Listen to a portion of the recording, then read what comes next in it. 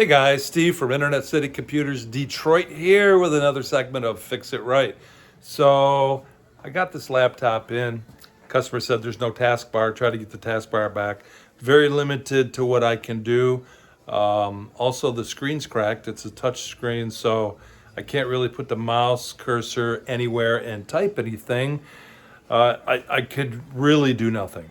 I managed to open up a command prompt, and I used that to do a lot of different things. Went to system restore, typed in the system restore command. The last system restore was like 2 weeks ago. I didn't think that was going to help me. So I am going to reinstall Windows. I did manage to back up their files without pulling their hard drive out, thank God. But I'm gonna reset this computer back to factory. It's got the upgrade to Windows 10 on it, so I have to do it within Windows. Hopefully it doesn't put 7 back on there, but anyways, here's how you recover your Windows system from a command prompt. Let's go over here and I'll show you how to do it.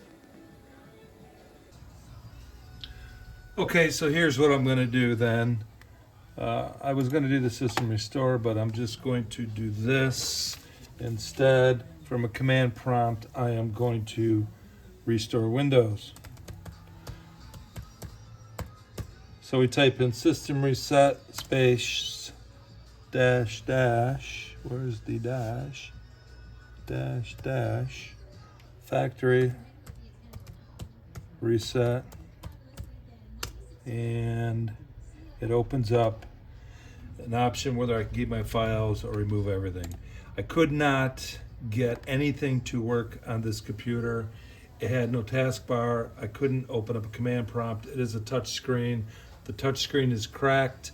I couldn't really navigate a mouse or text with anything, but this will work. This is the only option that I can use. I've exhausted the rest of everything that I knew. So anyways, we are going to reset this computer because the registry is totally whacked out.